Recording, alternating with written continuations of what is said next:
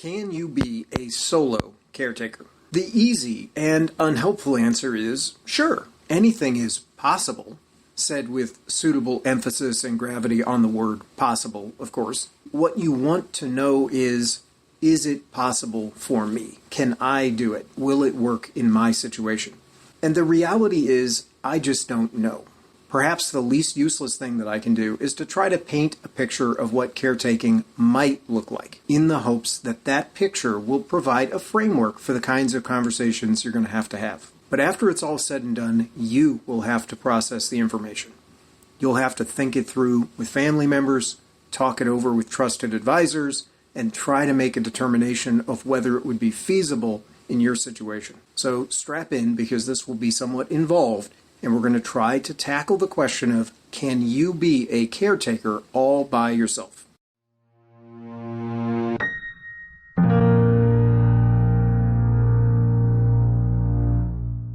Part of what I will say, a lot of it will be drawn from my own experience as a caretaker for my dad, who died of Alzheimer's disease in 2016. But other things that I'm going to say are going to be based on my research. Obviously, your situation can vary.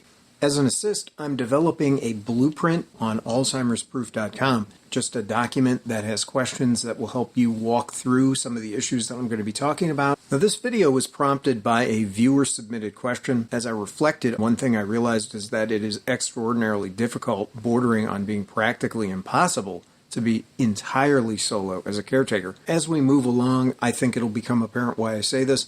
But my sincere hope is that you will also find that you're not actually alone. But if you are genuinely alone, and it does happen, then at least I hope this will help you think through some of the situations, the pitfalls, and the preparations maybe that you'll need to make in order for your caretaking venture to be successful. First things first, we should try to clarify what we're talking about. What does it mean to be solo?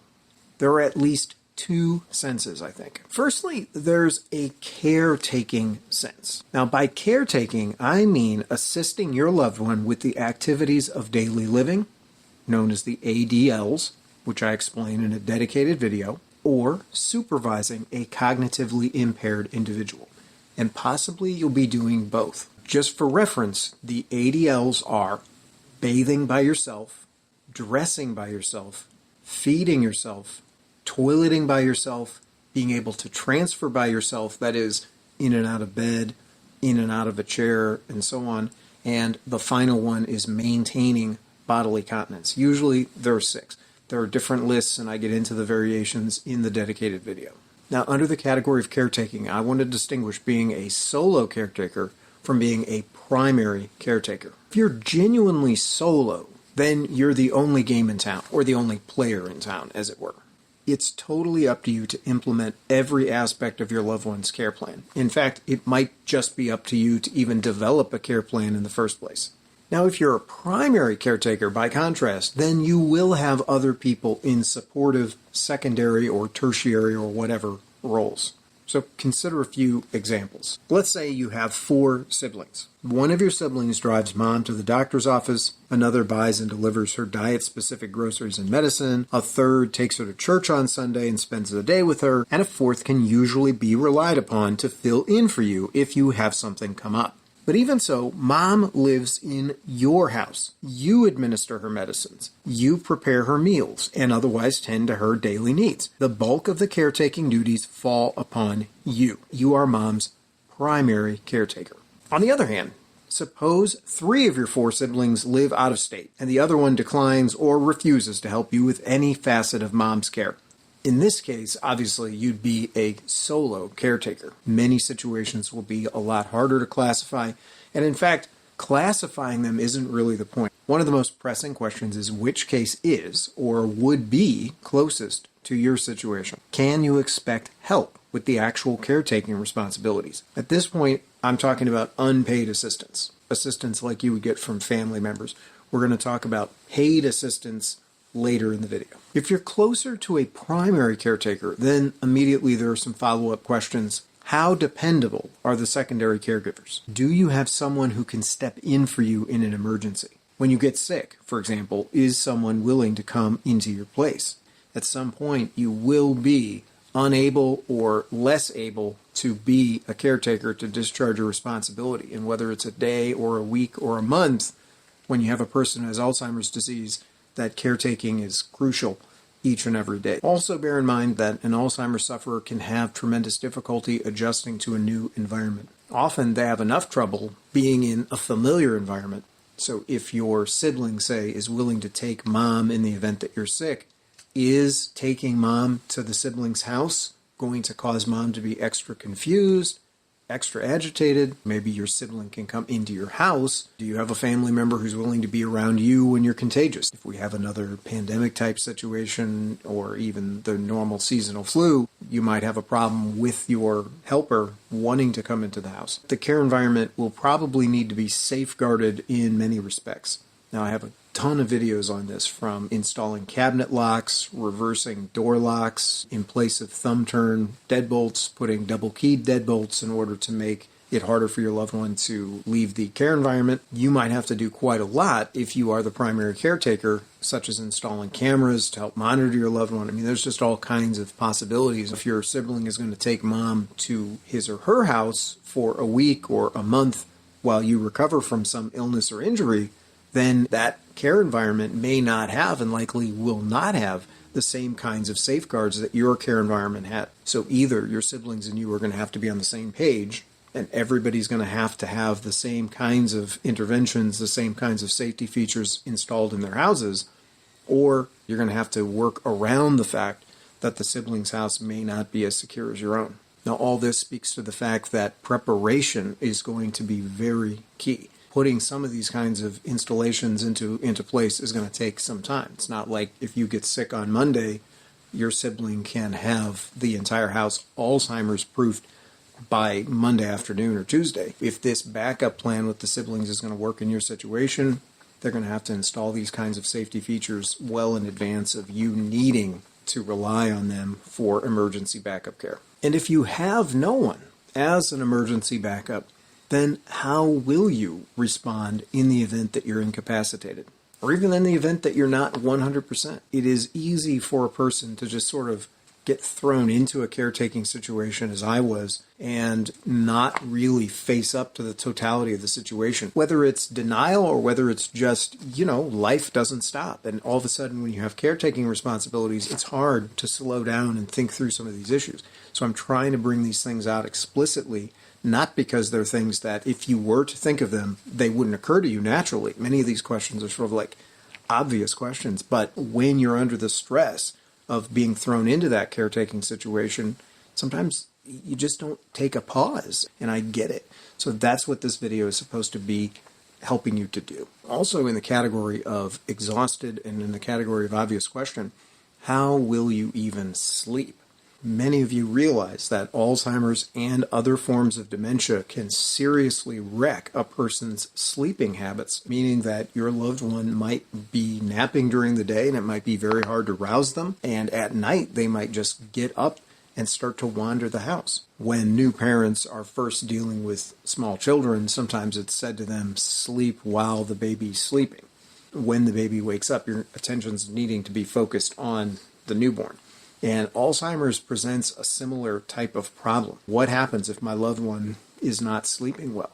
Am I going to shift and start sleeping during the day and staying up at night with them to watch them, to make sure that they don't set fire to the house or elope, meaning leave the safety of the care environment and wander the neighborhood in the middle of the night? But some of these problems are going to lead into the next sense. So remember I said that there were two senses of the word solo. The first was the caretaking sense. Who's actually doing the ADLs? The second sense of solo is the housekeeping. Who's cutting the grass? Who's doing the dishes? Now, the two senses, for sure, they overlap, and sometimes it's very hard to disentangle them, but I just want you to think through both of them separately for the time being, because here again, my hope is that you're going to find you're not entirely alone. Now, there are many related questions, such as how will you cook or prepare meals?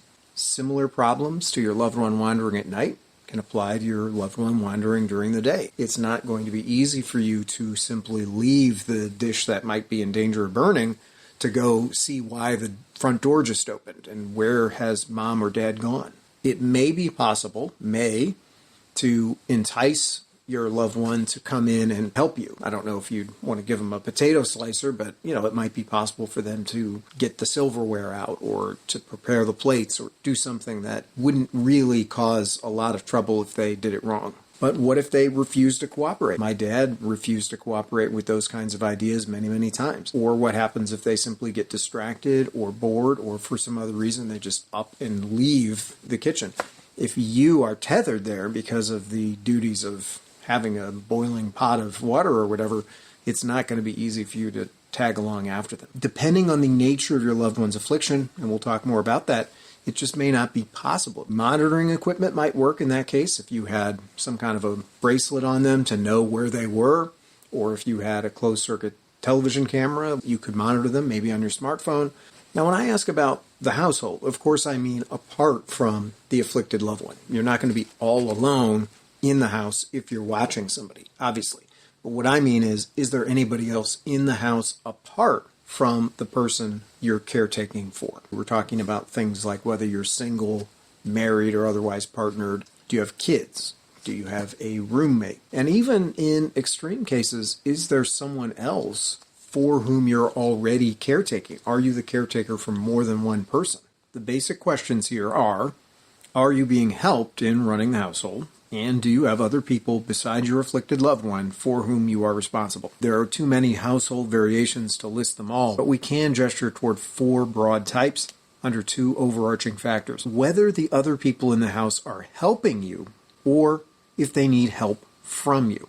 Now, for this exercise, I want you to answer the question and think about whether or not the people in the household are helping you in a meaningful way, in a sustained way. Similarly, are you having to provide help to them on an ongoing basis in a substantial way? Just to make things tractable, I'm going to assume simple yes and no answers. Many cases will not be able to give simple yes and no answers. If that in your mind is already a question mark, well, then maybe that tells you something about the feasibility of the plan of bringing someone else into the home for whom you would be responsible as a caretaker. Now, I can't answer the question for you, but having posed it, you might find that the question answers itself. Ignoring those complexities for the time being, let's arrange the following and consider some possible answers. One case is where you both give help to and can expect help from the people in your house.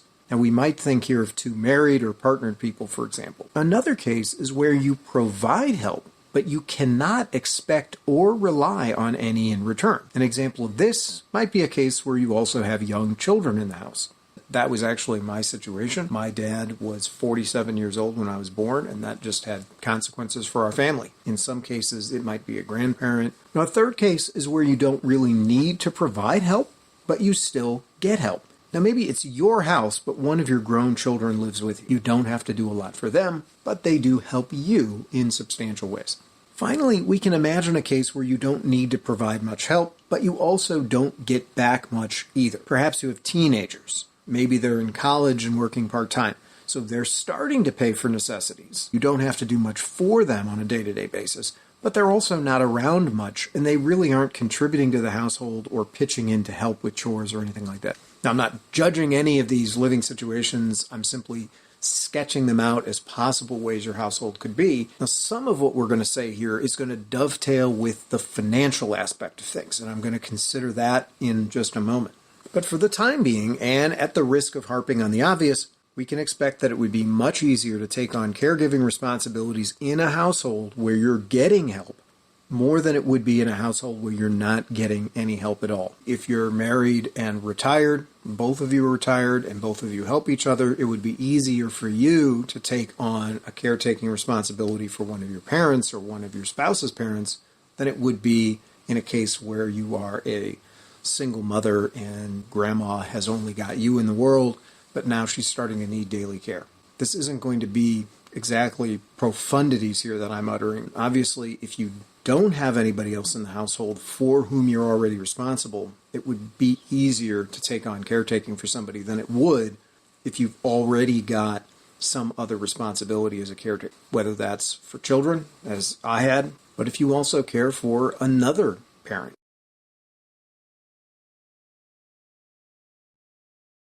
Still, for all of the prima facie difficulties, it could be possible to add caretaking into almost any household configuration. So, of course, I can't tell you that, if you are a single parent with kids, that no, you cannot be a caretaker. That's not what this video is about. You might be able to do it, but it's going to be a lot harder than if you had a support network in the house. Why might it be possible to do? Well, because there are so many other factors at play. Just one of those other factors is going to be the question of what stage of Alzheimer's or dementia does your loved one have, or are they in, rather. Cognitive impairments basically come in stages. Just intuitively, we can think of Alzheimer's and other forms of dementia as coming in kind of an early, middle, and late stage. Now, whether or not that's the best way to look at the progression is debatable, but that's not the topic of this video. If your loved one is on the early side, it might not be that difficult. When they're toward the middle, that's usually when it's the most difficult. And then somewhat paradoxically, as you get into very late stage, certain things can ease up and certain things can get quite a bit harder. It can be a mixed bag as you move along. But in early stage, it might be possible to add caretaking responsibilities in, no matter how crazy your life is. Caretaking challenges are not static. They can vary, and they do vary. And with Alzheimer's disease, they can vary quite a bit. They can swing wildly. I don't want this to become a video about the stages, but we can't help but say something more about them in order to make this point. Caveats notwithstanding, early stage Alzheimer's is usually characterized by more mild kinds of impairment. Memory and reasoning are beginning to be impaired and affected, but they haven't quite eroded to the point that they will if the disease is allowed to run its full course. Usually what would prevent it from running its whole course is going to be some other comorbidity, like they die of a heart attack before the Alzheimer's kills them. If the person's got diabetes and they've got trouble moving around for other reasons, then caretaking for them can be difficult right out of the gate, even if they have mild impairment, cognitively speaking. But if no other comorbidities are relevant, then sometimes in the earliest stage, the afflicted loved one can have a fair amount of independence still. They might be able to cook for themselves. They might be able to manage some of their finances, like paying bills and so on. They might be able to maintain their personal hygiene with no problem. They might even be able to drive. I have a separate video on this. Driving calls to mind a lot of serious questions and a lot of legal complexities, which we're not going to get into here. Suffice it to say that having dementia in its earliest stages or being mildly cognitively impaired does not necessarily mean an automatic license revocation. Now, all that said, there are quite a number of important qualifications. The first one is that even though early stage is sometimes easier to handle from a caretaking standpoint, it's also possible that your loved one won't be diagnosed until some later stage. You're going to have to care for them when they're more advanced. I didn't come into the picture until my dad was already more or less well advanced into middle stage. It can be very difficult to detect the Alzheimer's or the dementia that's actually going on. And this is even from the perspective of trained physicians. Secondly, given the state of the science and given enough time, your loved one will degenerate. Your loved one will decline further. That's just an unfortunate fact about Alzheimer's and other forms of dementia. Maybe there's some wonder drug on the horizon, but for the time being, you have to assume that even if you're caretaking in the earliest stage, it's not always going to be the same. It's going to get much more difficult. Now, here the word of caution is, therefore, don't start caretaking at the earliest stage and not plan for the future. Now, there are a couple of exceptions to that. One exception might be something like this. If your loved one has both mild cognitive impairment or early stage, say, Alzheimer's, and they also have some advanced cancer, unfortunately, let's say, they're terminal for some other reason, then you might be able to get by with not really planning for the long term, because the expectation is that their life is not going to be all that long. But in the main, that is the time to really get hot with whatever plans and with whatever long-term sustainable changes you might need to make in the household in order to make caretaking possible when you get to middle stage and late stage. And even if your loved one is diagnosed with a terminal illness, doctors are not infallible. There have been cases where a doctor is wrong about the diagnosis or about the timetable at any rate. And one final word on early stage is that you can actually involve your loved one, the afflicted loved one in the planning process. If they're still able to reason and to speak lucidly and so on, then they can contribute when it comes to the decision-making process about how to arrange for their care in the future. But if you simply say, well, their cognitive impairment is mild, come into the house and you go about your daily business and put it on autopilot, eventually you're going to find that you've foreclosed on the possibility of getting their opinion about care because now they're no longer competent to register their opinion. By middle stage, the caretaking environment will become very difficult. In fact, I think it's arguable that middle stage is the most complicated and the most demanding, at least from an at-home care perspective, in many, many ways. Now, of course, this is going to somewhat be dependent on the situation and the nature of your loved one's affliction, how it manifests. By middle stage, the characteristic feature is the worsening of the cognitive situation. But the real kicker is, in middle stage, the person is often still mobile, or the technical term for it usually is ambulatory. They're able to walk around, but their reasoning is impaired. And that leads to a lot of situations. Elopement is a big deal, where they leave the safety of the care environment. This is where it becomes very difficult to just get a handle on them because they still have physical mobility, but their mental processes now are extraordinarily disordered. They're no longer reliable in terms of decision-making, reasoning, memory.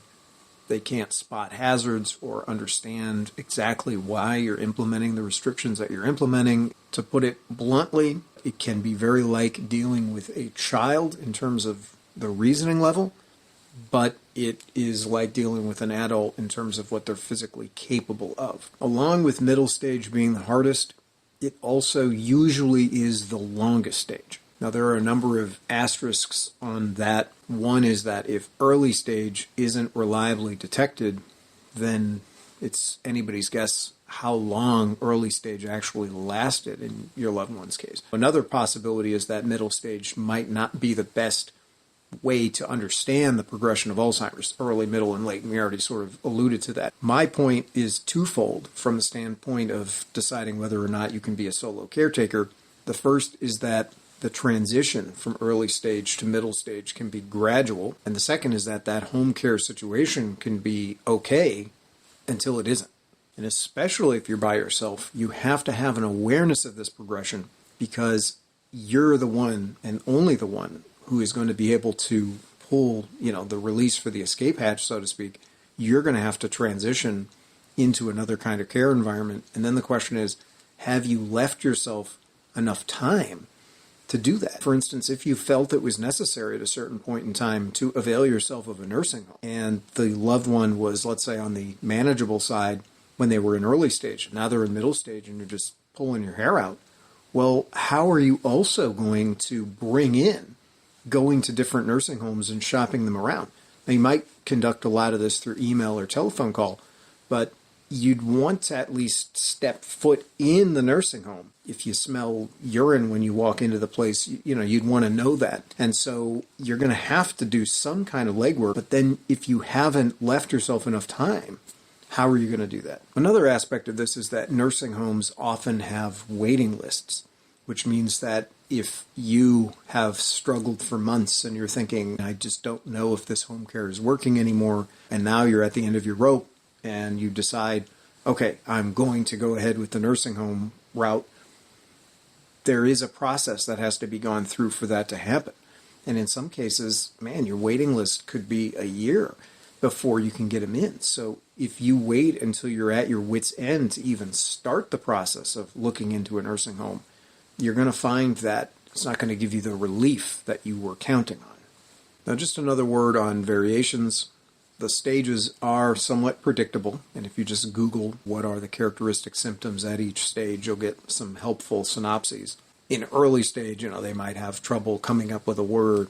In middle stage, they might forget more about their past and about where they live and so on. And then by late stage, it's like talking to a blank wall. But there are variations that you should be aware of as well. Usually, early stage, for instance, is said to last 1 to 2 years. But there are cases where the decline is precipitous. My dad was already somewhat cognitively impaired But then he had 2 successive surgeries. A triple bypass was first, and then I can't remember exactly the timetable. I want to say it was a couple of months later. He had a colectomy. Both of those surgeries have to be done under general anesthetic. Those anesthetics seem to have had a deleterious effect on his already precarious cognitive state, and he just went downhill after that. The commenter that sparked some of these videos, one day her mom was somewhat normal functioning, and the next day she is leaving fecal matter all over the household. This kind of thing does happen. And that, again, emphasized the need for a plan, for many different plans, even for different permutations of a plan, for a backup plan to a backup plan. Middle stage is usually where people eventually, so to speak, pull the escape hatch. That's when we had to do that. He was segued into a nursing home. But then by the time late stage came around, he became much more docile. I want to asterisk that as well because he was also heavily medicated in order to make the patient more controllable. But if you can make it to late stage in the home care, many of the difficulties you experienced in middle stage will start to subside or go away. They become less mobile just because of the degeneration of the brain, and that means that their elopement risk goes down. The tendency they have to be combative in the environment and to manipulate it is going to be reduced or eliminated, and so in a certain sense they become easier. Physically, they become a bit harder in the sense that you might have to then physically lug them around to transfer them from the bed to a chair, physically feed them because they can't even lift the spoon anymore. Those kinds of things become more part of your daily experience in late stage. So in other words, it's by no means easy or effortless by the time you get to late stage. If you have to change a diaper in late stage,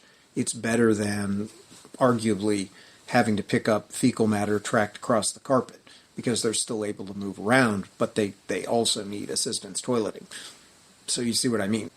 But when you try to imagine lifting your loved one off the ground were they to slump out of the chair or take a fall, then you can see how even in late stage it can be quite physically demanding, even maybe if it's less emotionally demanding. And even there, just witnessing the deterioration of someone who is loved, by the family and by you is a very difficult thing. So I don't want to for 1 minute suggest that late stage is easy emotionally.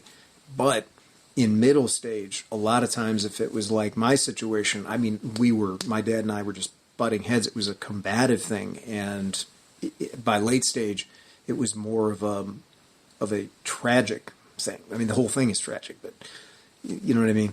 Speaking of the challenges that happen in late stage, let's spend just a minute talking about able-bodied versus disabled. And let's go back to the beginning of the home care decision process.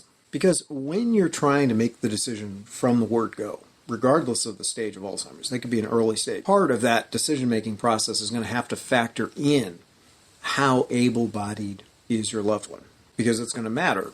But it does cut both ways, as we've kind of alluded to already. If your loved one has mild cognitive impairment, then all things being equal, it would be easier to deal with them if they're also able-bodied. So in other words, if they're mildly impaired cognitively and they're able-bodied, they're going to be easier in theory from a caretaking perspective than they would be if they're mildly impaired and disabled. Because if they're mildly impaired and disabled, then they're not going to be able to do anything independently, or they're going to be able to do far less than they would be if they were able-bodied. On the other hand, if they are severely impaired or even moderately impaired cognitively, then it might be easier to deal with them if they're also physically disabled. And I know that sounds bad, but the more cognitively disabled they are, the more that their physical abilities present problems like elopement or like getting the power tools out or like drinking spoiled milk or any number of things that you wouldn't have to deal with if they were confined to, say, a wheelchair. Because if, like my dad, they start to decline precipitously in terms of cognitive impairment, but they're still able to move around, then there can be a lot of difficulty unless you really clamp down, and it almost turns the house into a hospital or a prison-like feeling because, We had to double lock the doors, with deadbolts so that my dad couldn't just get out. Because I've told numerous stories about how he had eloped on several occasions. He was returned to the house by police officers. We had to send out a search party for him on one occasion. It was because the home environment up to that point wasn't properly secured, given the confluence of his mobility and his cognitive impairment. Now, that said, again, a person who is physically disabled, all other things being completely equal, will also be at risk for things like falling, whether it's falling out of bed or falling out of a wheelchair or, God forbid, falling down a flight of stairs.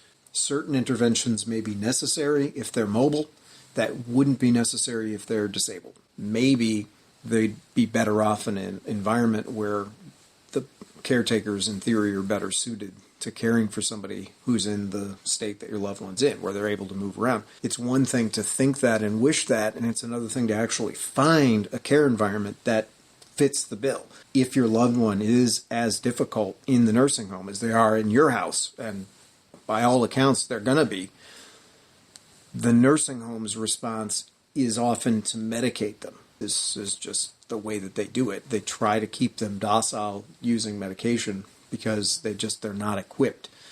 So you can't win for losing, I guess, in this case. Now, you also need to consider your loved one's support network. Again, consider you've got 4 siblings, they're in the same city, you're a solo caretaker because they're really not helping you, but would they, if pressed, give you some assistance if necessary? If you were injured or ill, for instance, would they step up to the plate, or would you still be entirely alone? Don't leave this to just wonder about. This is the need to have conversations. So if they could or would assume caretaking responsibilities, then you want to know that, and you need to know that in advance of actually having to avail yourself of that assistance. Well, let's get into paid versus unpaid support. So family can be, and often is, a valuable resource. And up to this point in time, we've been assuming that when the question of can you be solo is raised, we're talking about solo compared to other family members. Are siblings helping you? Is your spouse helping you? Are children helping you? Are you all by yourself in the household or as a caretaker? But we should also think about professional care services and how they might factor into the overall equation. Even if you do have a robust family network, you still have to think about these issues to a certain extent. For instance, what happens if your sister, who is very reliable and you can count on her like clockwork, well, what happens if she happens to be out of town when you slip and fall and now you're unable to care for mom or dad in your house? In such cases, and there are many like that, you would have to potentially avail yourself of professional services, even if for a very short period of time, as a stopgap. Now, there are numerous types of paid services, and they provide numerous levels of care. There may be, for instance, home care providers in your area. Now, some of these might have waiting lists, they might have application process that has to be gone through. You might not have any ability to get an at-home caretaker in the house the next day. You want to try to develop your network, whether it's family network or professional, at least with contacts and with a certain idea of how much lead time they require before you need them. And of course, there are many different options for care environment. For instance, there's assisted living. And by the way, I have a video on this as well, the various different environments in which care can be delivered. Now, assisted living usually is predicated on the idea that your loved one can live semi-independently. If their dementia has advanced to the point where you're no longer able to deliver care in the home, then you probably will find that assisted living is no longer in the cards in terms of an option. In some cases, assisted living facilities can segue into full nursing home care. Sometimes they do that by moving the person from one place to the other, but often just one in the same living situation might be adequate for that. But again, you'd have to get them into that environment almost for sure when they only need the assisted living portion of it. And so that might be an alternative to home care altogether rather than something you turn to once you can no longer deliver care in the home. Now, a somewhat more relevant option for a lot of at-home caregivers might be something like adult daycare.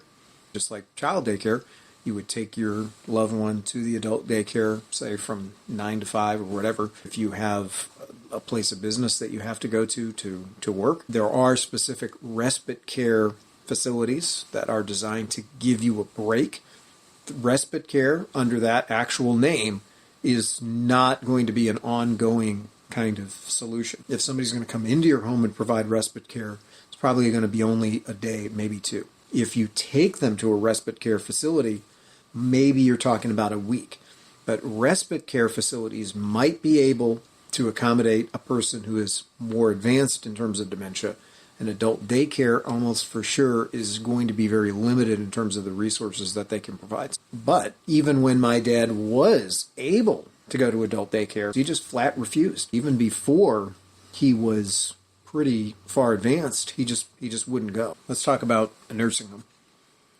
Now, the thrust of this presentation has been the feasibility of being an at-home solo caretaker. If you get to a point where you feel you're no longer able to deliver care in the home, you certainly have to make time for an elaborate application process when it comes to selecting a nursing home. And that even gets ratcheted up if your loved one will have to depend, or if they currently depend on some government service such as Medicaid. There is a qualification process, and any individual nursing home, even one that you would say, boy, I really want to get my loved one into that nursing home, they may or may not have available Medicaid beds when you actually decide you want to pull the switch on putting them into some kind of a nursing home. There could be a waiting list, not just to get into the home, but there could be a Medicaid bed shortage, or some places don't even accommodate Medicaid beds. So you'd have to know that in advance of obviously needing to admit your loved one.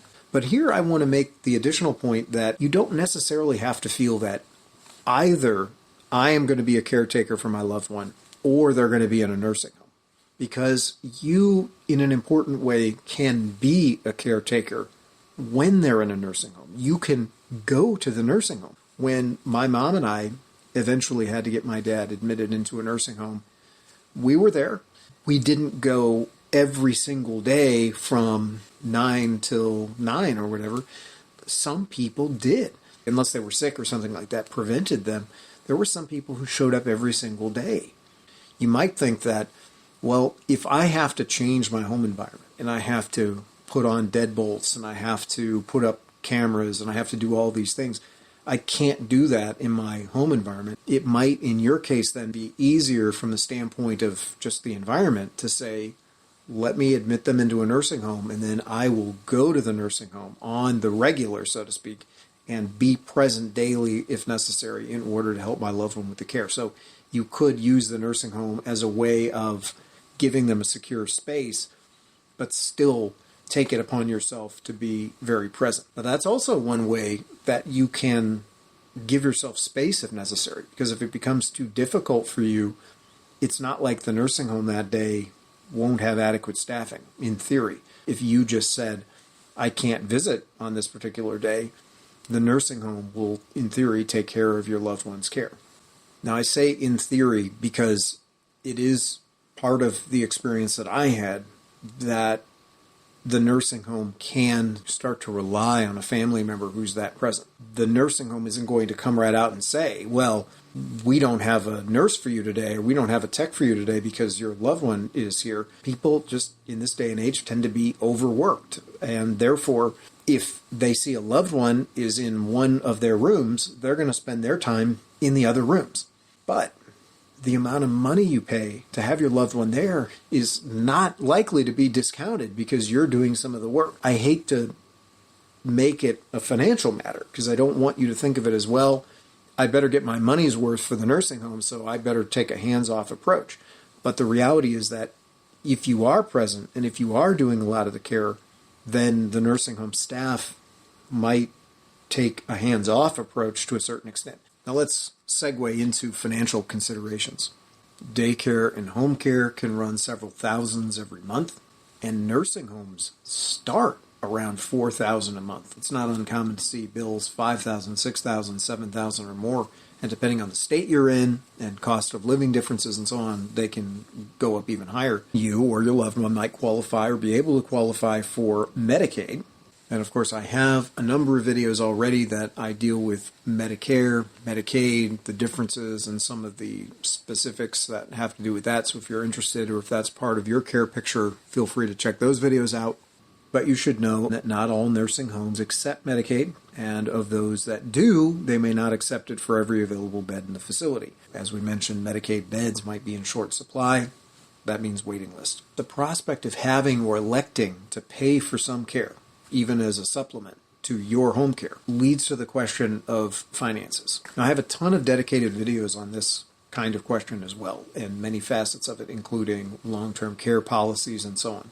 But at the basic level, we're talking about what is your financial situation? Where is your income coming from? Now, we'd be at it all day if I tried to come up with a list that was even going to scratch the surface of all the possible ways in which you can get income. But let's just make a few obvious remarks. If you have to leave the house to go to a 9-to-5 job, then you need to factor that in, obviously, into any home care plan. For something like Alzheimer's disease, it may not be possible to continue home care for very long at all if you're obligated outside of the home for 40 hours a week or more. Because your loved one at a certain point in time will simply not be reliably able to be left alone. And even if you had some way of monitoring them, if your job was some commute away, how quickly could you get back to the house in the event of an emergency? Now, it might be fine if your loved one has a mild impairment, they're in an early stage, as we discussed, but based on Alzheimer's progression, you have to plan for the future.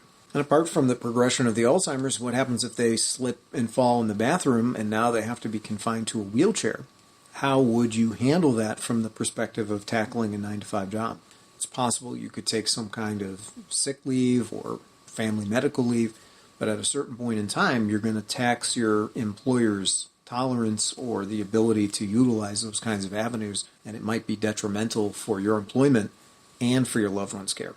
Now, as mentioned, you might be able to avail yourself of something like an adult daycare. We're in the 21st century, so if you're someone who still has to work for income, it might be possible for you to work remotely, like work from the house.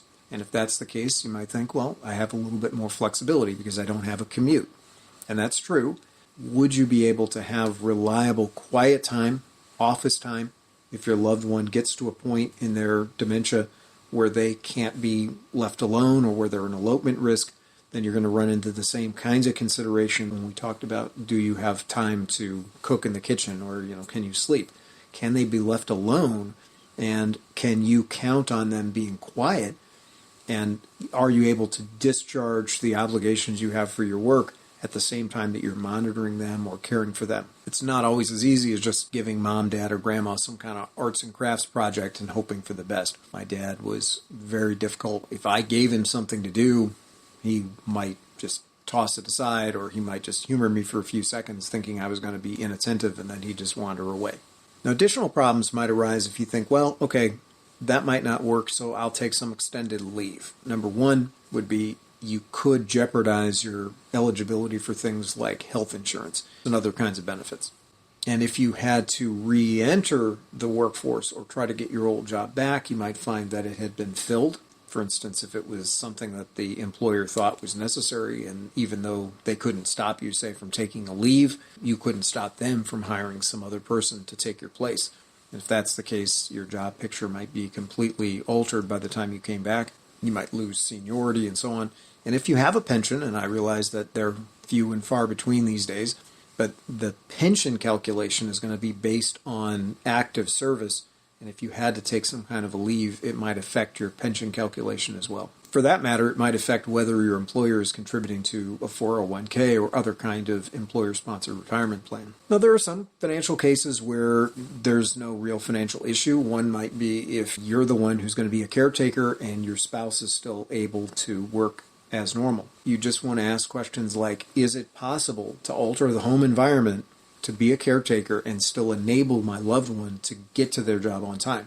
If you bring grandma into the home and she's up all night long, wandering and disturbing the household, and your loved one is now sleep deprived, can they wake up and get to their business meeting or get to the office when they need to? If they work from home, can they have quiet time, or are they going to have to go somewhere else? You want to consider what the impact will be, even if you think, well, I got the income part taken care of because my loved one is the one who's working. And then, of course, per our continual advice to have a plan, you want to ask yourself, well, what if everything is going along fine, and then all of a sudden my loved one starts to have problems getting to the job or discharging all of his or her job obligations? what would you do in that case? How would you change the care picture? Something would have to give. What would it be? Now, there are other cases where your income might be stable as well. One of those would be if you have a truly passive stream of income, guaranteed pensions, trust funds, royalties, something like that. However, of course, not all passive streams of income are equal, and not all of them are truly passive. Sometimes some kind of maintenance is required, and if that is the case, then you have to ask yourself, when you assume caretaking responsibilities or think about doing so, can I perform the necessary maintenance to keep the income stream up? Probably the most typical case of predictable, stable income would be if you're truly retired. Let's say you have full, unfettered access to all retirement funds, so you've got the ability to withdraw money from any kind of retirement account that you have, or you're receiving distributions that are not being penalized in any way. And here I'm thinking mainly of qualified retirement accounts like 401ks, IRAs, but also Roths, dividends, and of course there's your Social Security payout. So there are certain assumptions here. In order to have unrestricted, unpenalized access to retirement funds, you'd have to be over 59 and a half in most cases. In order to collect on Social Security, you'd have to be at least 62. And so on. And this is not a video about those ins and outs. But of course, even if you can withdraw your money without penalty, that doesn't mean you're not being taxed. And so you also have to keep an eye on the tax situation. And if your financial situation depends at all on market performance, then obviously the next economic downturn or recession or whatever could upend your ship. If you think it's taken care of, you still want to bring out the details and examine them. And maybe that means you have to sit down with a financial advisor or insurance agent or an accountant or all of them. But you want to get clarity on the picture before you complicate it. And all of this applies even more so if you're partially or fully relying on government assistance.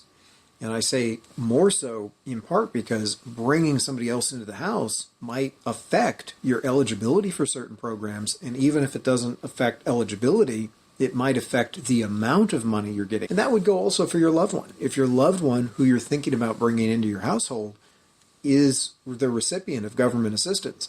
Now, it's worth also mentioning, although I'm not going to develop it, that Medicaid in some states, I think, does have programs where a caretaker, a family caretaker, could possibly be the recipient of funds in virtue of them taking on caretaking responsibilities. I think in most states it's referred to as consumer direction. I can try to make a video on that if somebody might be interested in that angle, but I haven't done so yet.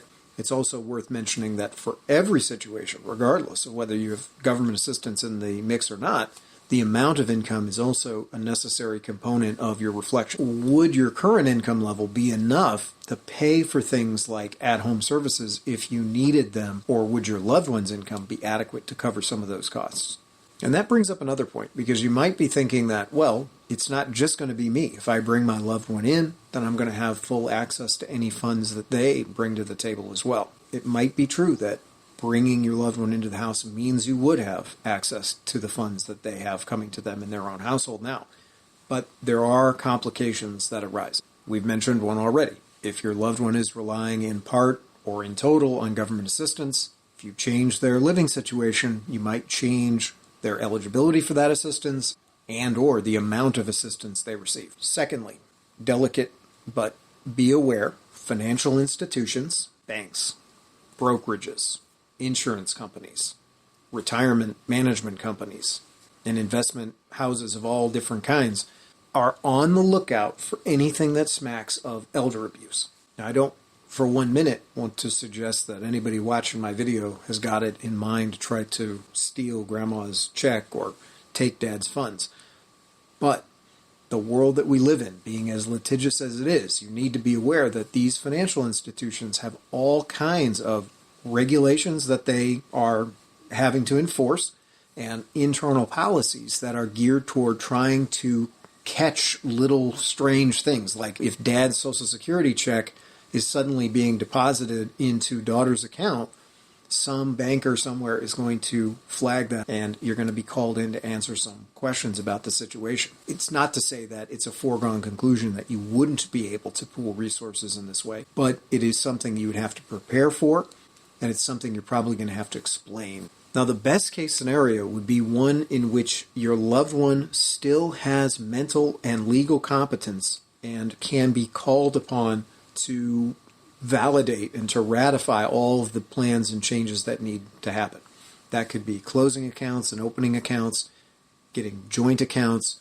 It could be moving a lot of funds around and so on. If that can be done in advance with your loved one's approval, it's going to go through much more easily than it would if you have to try to do it somehow on the back end. Now, a couple of obvious caveats.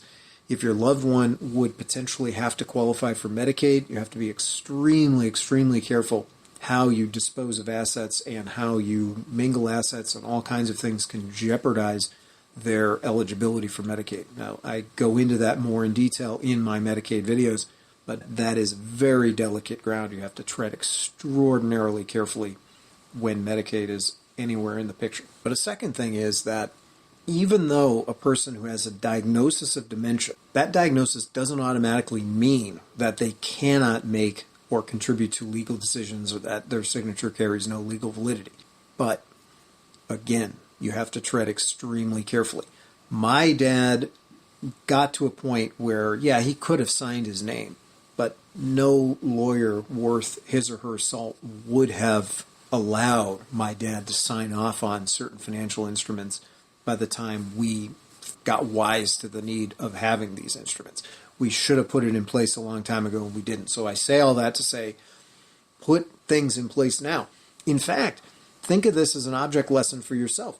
Even if you're the caretaker, you want to start thinking about, how can I safeguard my finances in the event that I suffer from some kind of cognitive impairment in the future? Don't wait until you're diagnosed with mild cognitive impairment or Alzheimer's disease before you start thinking about how to handle your finances. A further problem, I did use the word mingle, I think, earlier here. Co-mingling of assets is sometimes extraordinarily dicey. At a certain point in time, like happened with my dad, he was no longer able to sign power of attorney forms or anything like that. And so we had to go through the court to get my mom appointed conservator. Guardian is a person who takes care of like the physical health of the person, and their physical well-being. But a conservator is a person who handles their ward's finances. My mom was appointed conservator. She was on a short leash, so to speak. The court demanded that she produce a report every year. I think even she had to renew her conservatorship every year. She had to disclose all kinds of financial moves that were made. Now, in my dad's case, it really didn't matter. He had to get Medicaid, and by the time he was in a nursing home, his Social Security check just went right to the nursing home as part of the Medicaid spend-down process. But in cases where there are more assets or more of an income stream available to you, that is where the conservatorship would put tremendous limitations on what you're able to do. So if it's possible to do it while they're still legally competent, to get them to sign power of attorney forms and so on, but you have to be extremely careful, and I can't advise you, but I would say that you're going to want doctors, lawyers, and anybody who might have the ability to weigh in, evaluate your loved one and evaluate the situation to make sure that there isn't any hint of impropriety. If you can get them to sign power of attorney forms or other things, create a trust or do something, you're going to have much more flexibility from the financial standpoint in terms of pooling assets than you would if you had to go the conservator route. Because any conservatorship is going to require that the financial moves and decisions you make are all done on your loved one's behalf. You're going to have to keep separate bank accounts, keep a separate ledger. You're going to have to account for your financial decisions to a court when it comes to the ones that you make with your loved one's funds. Let's do a final word here on emotions.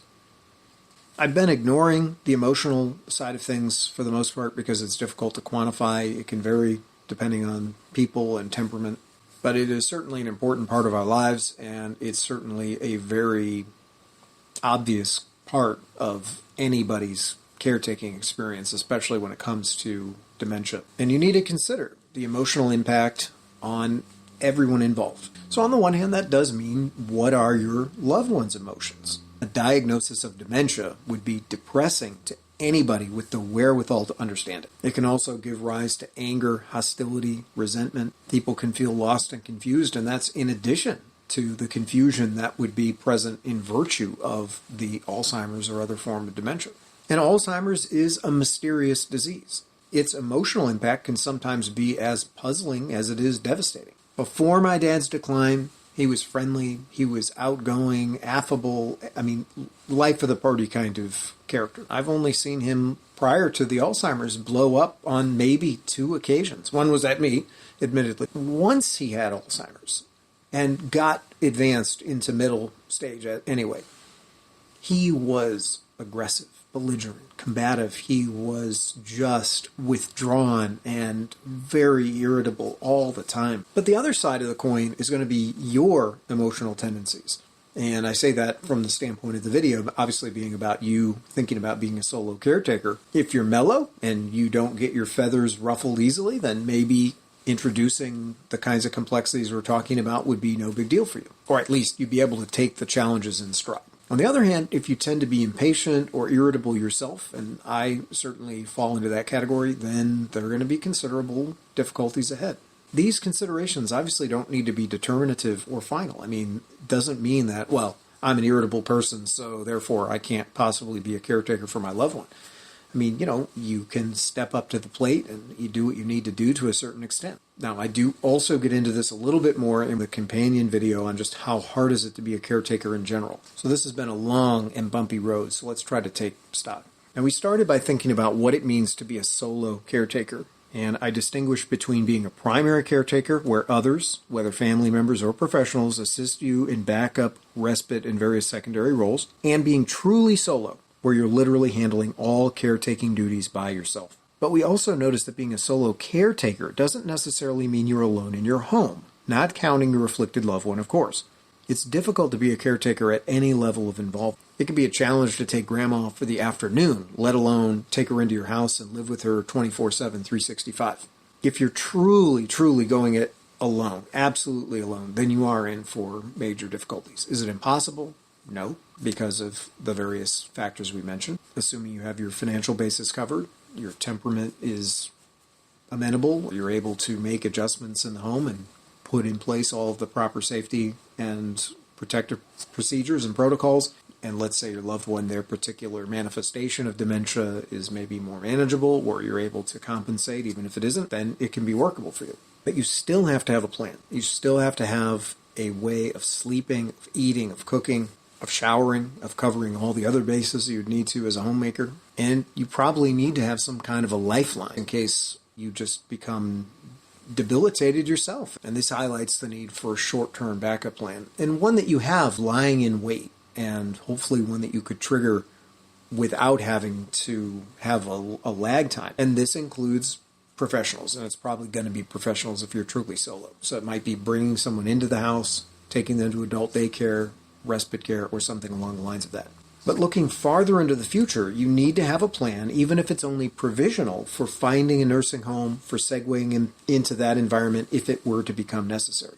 Call that your long-term backup plan. If you're more of a primary caretaker, then the pressure might be off of you to a certain extent because there are other people to help. But even so, emotional, medical, and other factors might arise that make it infeasible or ill-advised to continue with in-home care. Additionally, worsening of your loved one's dementia is for all intents and purposes inescapable. Regardless of your circumstances, you'll almost certainly run into a situation, probably many, where you'll need or want professional advice. And this could be legal, medical, nutritional, psychological, or whatever. So you'd be well served to try to develop a network of connections before your need for expert guidance becomes urgent. It's very difficult to talk about these kinds of things. I'm sure it's difficult to hear them as well. I stepped away from this project for a long time, and the comments are just, they're just so painful to read, and it puts me right back into the caretaking situation. I realize, people are in pain and are needing some kind of, I hesitate to use the word guidance because I can't give you specific advice. But if I can be a signpost along the way, I'll try to do that. As difficult as it was for me to make this video, the hard part is up to you. Obviously, you need to process the information, think through it, and make the hard decision. And then you have to put that choice into effect. And please understand that the Alzheimer's Proof Project, the videos, my website, they're all geared toward trying to assist people who are in that predicament. And many of the videos are about how to make changes in the home environment in order to be the home caretaker for a little bit longer than you might have been able to do otherwise. So I hope you can turn to some of those resources and find value in them. If you have additional ideas for things you'd like me to cover or talk about, please comment below, or you can feel free to email me at alzheimersproof@gmail.com.